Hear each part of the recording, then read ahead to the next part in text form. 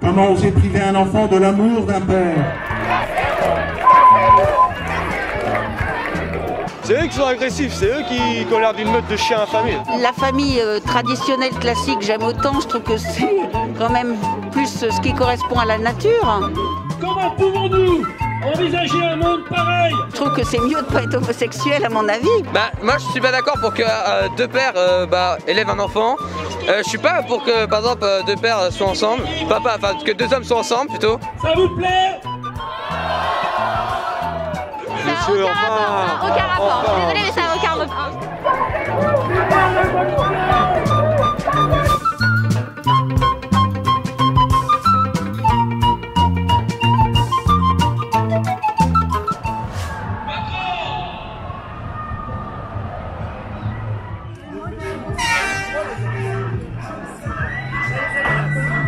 Cette loi autorise la création d'embryons chimères.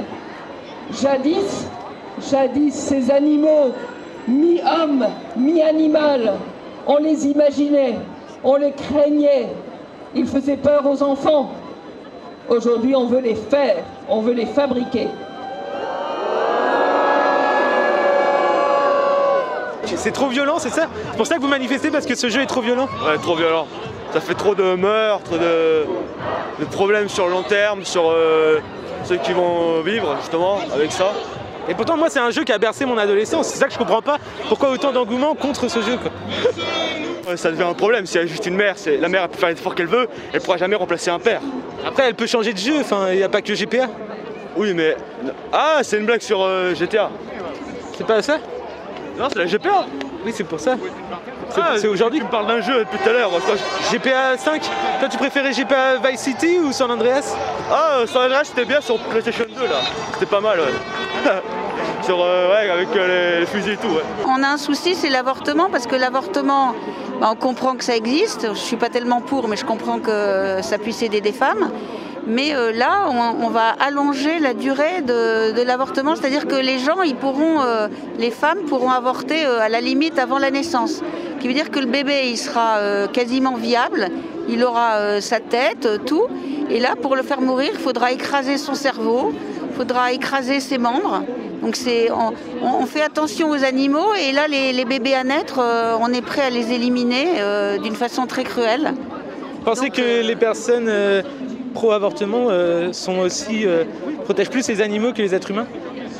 Bah écoutez, je me pose la question, parce que être d'accord pour tuer des bébés prêts à naître, je crois que non, les gens ne se rendent pas compte de ce que c'est. Ils préfèrent les chiots en fait. Non, je dis pas ça, mais...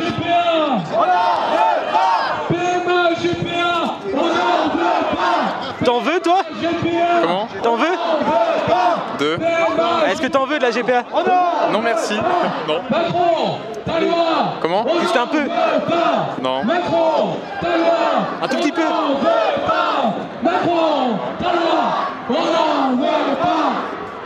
Alors finalement ils sont d'accord avec eux là-bas, ils sont contre Macron aussi. Hein. La PMA pour qui? Pour tous. Sans ça, maintenant. Où ça? Partout. Jésus avait de papa et une mère porteuse. Jésus avait de papa et une mère porteuse. Jésus avait de papa et une mère porteuse. Alors est-ce que vous pouvez vous présenter juste vos prénoms et vos âges? Moi c'est Ombline, j'ai 17 ans. Joseph, j'ai 18 ans. Anne-Louis et j'ai 16 ans. Anne-Louis? Oui, Anne-Louis. Un prénom féminin? Non, c'est un prénom masculin. À la base, Anne, c'était un prénom masculin. À la base, des bases. C'est joli, oui. Merci. Alors expliquez-moi un peu pourquoi vous êtes contre GPA? Pour défendre les droits de l'enfant, parce qu'un enfant il a besoin d'un père et d'une mère pour se construire. Et toi? Là pour l'instant c'est la PMA. Et donc ça on n'est pas d'accord, parce que chacun fait pas ce qu'il veut. Un enfant ça a besoin de se construire. Et pour se construire, pour nous, il y a besoin d'avoir un père et une mère. Et on peut pas, chaque femme peut pas demander ce qu'il veut. Ça marche pas comme ça pour les enfants, quoi. Et si l'enfant a deux pères ou deux mères, est-ce que vous êtes d'accord? Moi je suis pas d'accord pour que deux pères élèvent un enfant. Je suis pas pour que par exemple deux pères soient ensemble, que deux hommes soient ensemble plutôt. Je suis pas pour ça. Écoutez, moi je connais des homosexuels, donc je me permettrai pas de faire des réflexions. Je connais des lesbiennes aussi, qui sont très sympas, mais je respecte leur choix parce qu'ils ont décidé de ne pas avoir d'enfants. Justement parce qu'ils trouvent que c'est peut-être pas l'équilibre pour leurs enfants. Et donc, et moi je m'entends très bien avec eux, c'est des gens super sympas. Souvent les homos c'est des gens très sensibles. Et non, j'ai pas de critique. Vous avez des amis en plus? Oui, enfin c'est pas spécialement des amis, c'est des connaissances, mais non, je trouve que la famille traditionnelle classique, j'aime autant, je trouve que c'est quand même plus ce qui correspond à la nature. Mais je comprends les gens, enfin ils peuvent... C'est contre nature selon vous l'homosexualité? Je dirais pas, ça suit pas la nature, ça suit pas la nature.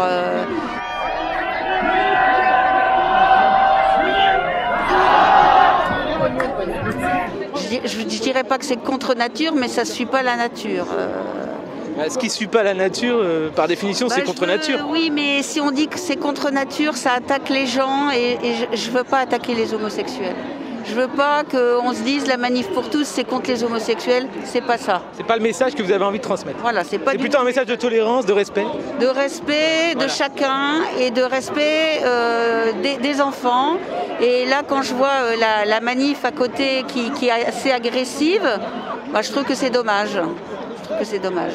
En tout cas, vous n'avez rien contre cette maladie qui est l'homosexualité? Non, je trouve que c'est mieux de ne pas être homosexuel à mon avis, mais je ne suis pas contre. Tu penses quoi des homosexualités? T'es pour ou contre? Enfin, pour moi, c'est un défaut. Mais laissez-moi finir, parce que je sens que ça va changer. C'est un défaut, mais un peu comme l'égoïsme ou des choses comme ça, c'est un défaut. Ça rend pas la personne totalement détestable. Elle peut avoir plein d'autres qualités à côté. Voilà, mais l'important c'est de faire valoir ses qualités. C'est quand même un gros défaut. C'est de faire valoir ses qualités au lieu de ses défauts à la base. Donc je comprends pas que des gens se vantent d'un défaut alors qu'ils pourraient se vanter d'autres qualités. Moi j'avais un pote comme ça qui avait c'était un gros défaut quoi. Moi peut-être pas un gros défaut. Du coup c'est plus mon pote. Enfin, un gros défaut ça serait d'être vraiment égoïste, de détester les gens, enfin voilà, des trucs comme ça. Là bon. Hein. En France, la femme ne se loue pas. En France. Je trouve que c'est important de savoir ce qui se passe dans notre pays car ça fonde un monde nouveau et je pense que pour les générations futures c'est mieux. Parce que moi mon petit frère il a 16 ans par exemple, il a pas du tout ces passions là. Lui c'est plus voilà, il est tout seul dans sa chambre, il stream la branlette. Alors moi j'ai pas ce genre d'activité mais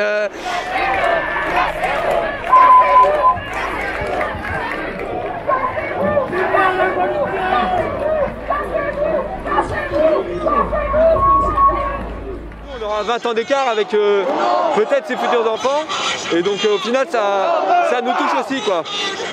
Ça vous touche autant que les prêtres touchent les enfants? Monsieur, ça n'a aucun rapport. Je suis désolée mais ça n'a aucun rapport. Pardon? Ça n'a aucun rapport. Ah si, les prêtres ils ont des rapports avec les enfants. Ça n'a aucun rapport avec ce pourquoi on est là. T'es pour l'homosexualité chez les prêtres? L'homosexualité chez les prêtres? En fait, je vois pas de sexualité chez les prêtres. Pour moi, il n'y a pas de sexualité, ils ont vœu de chasteté, il n'y a pas de sexualité chez eux. Et il y avait un autre débat, c'était sur les mariages des prêtres. Pour moi, ils sont déjà mariés à Dieu. Ils ont déjà à ce qu'il dit, à ce qu'il pense, à ses écritures. Donc ils n'ont pas à se marier avec quelqu'un d'autre. Et hors mariage, ils font ce qu'ils veulent avec les enfants? Non. Est-ce que la religion est importante dans vos vies? Bah oui. Ouais aussi. Est-ce que vous êtes croyant pratiquant? Parce qu'il y a beaucoup de croyants non pratiquants aujourd'hui. Oui, bah moi je suis pratiquante, oui. Ouais aussi. On va tous les dimanches à la messe donc. Ah oui. Tous les trois ensemble? Oui, enfin plus ou moins. Non, en fait c'est pour se construire. Enfin c'est à nous de construire le monde actuel, comme disait Ondine. Et donc je pense que savoir ce qui se passe maintenant, je pense que ça peut c'est un peu ça le tournant de notre génération, je pense que c'est le problème de notre génération. Et donc je pense que c'est important de se manifester. Voilà. Et après, je sais pas si tu le vois, mais genre nous c'est pas tellement. C'est plutôt pacifique là pour l'instant. Et Et quand je vois des personnes qui nous font des doigts d'honneur, tu vois, je trouve que c'est pas un bon esprit et je pense que c'est pas l'esprit qu'ils veulent nous montrer. En France, l'enfant ne s'achète pas. En France, l'enfant ne s'achète pas. En France, qu'est-ce que vous répondez à ces personnes-là, justement, qui disent que vous avez été endoctrinés de votre plus tendre enfance par justement une croyance forte de vos parents, etc. On est arrivé à un âge où on peut se forger notre propre opinion, on est assez indépendant pour aller chercher nous-mêmes nos informations sans que nos parents soient là, faites ça. On peut s'affirmer nous-mêmes, donc si on a décidé d'être là, c'est de notre propre choix. Moi, mes parents, ils sont pas là aujourd'hui, mais je suis là pourtant. Moi, en fait, si tu vas le dimanche à la messe, c'est parce que c'est fun, quoi. Bah voilà, c'est parce que j'aime ça, oui, que c'est important à ma vie, c'est pas du tout à cause de mes parents. Parce qu'il y a de l'ambiance, ça permet de faire autre chose le dimanche. Voilà, à un moment on est grand, nos parents ils nous forcent pas à aller à la messe, et on y va parce qu'on a envie d'y aller et les idées on les a élaborées nous-mêmes.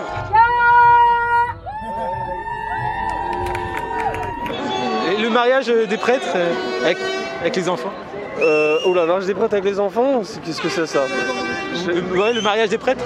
Ah, le mariage des prêtres, je n'ai pas forcément d'avis sur la question. Ça demande un peu de théologie. De base, c'est pas forcément une chose que je défendrais. Je pense qu'on a d'autres sujets plus importants, mais tu me prends dépourvu avec cette question. l'homme et sa dignité n'ont qu'à se soumettre à la technique, à l'idole technique.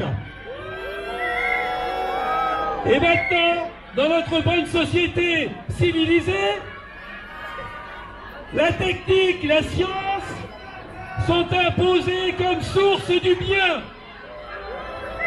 Si c'est techniquement faisable, c'est forcément bien. N'est-ce pas? Toi, t'es contre les femmes de manière générale? Bah non, je viens de te dire que j'étais contre qu'on leur ventre, donc je suis pas contre les femmes de façon générale. Mais il y a des hommes qui peuvent être père porteurs? Bah non, quand t'es un homme, tu peux pas être enceinte. Oui, tu peux être père porteur. Quoi? Porter le bébé. Ah oui, avec les bras. Ah bah oui, ça tu peux, avec les bras, mais pas dans le ventre. Non, non. Dans les bras. Oui, parce que ah non, en fait, mon père est porteur dans les bras. Et mon père a bu beaucoup de bière, on croit qu'il est enceinte. Bien celle-là. Moi aussi. T'as vu la gènes. Ah oui. C'est très, normalement ça devrait pas exister. Déjà le cœur déjà bat, donc c'est ça qui est déjà la vie quoi. Si notre cœur bat pas, on vit pas.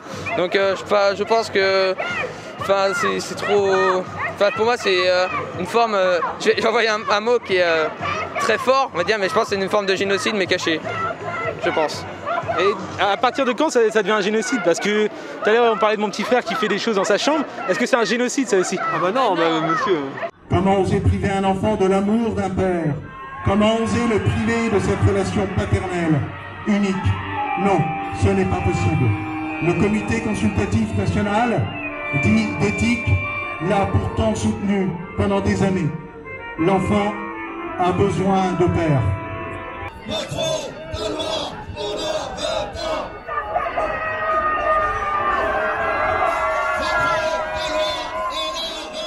C'est eux qui sont agressifs, c'est eux qui ont l'air d'une meute de chiens affamés. Nous on est là, on est... Toi c'est des animaux, ces personnes qui manifestent contre vous? Non, c'est pas il faudrait leur jeter des frolix. C'est la façon, ouais, certaines ouais, parce qu'elles sont là, ouais, nous on n'a jamais été comme ça.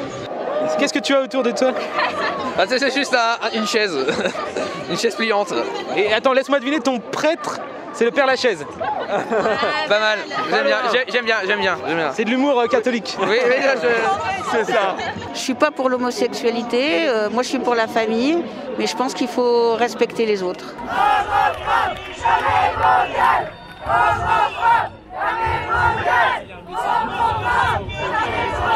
Comment pouvons-nous envisager un monde pareil? Ça vous plaît?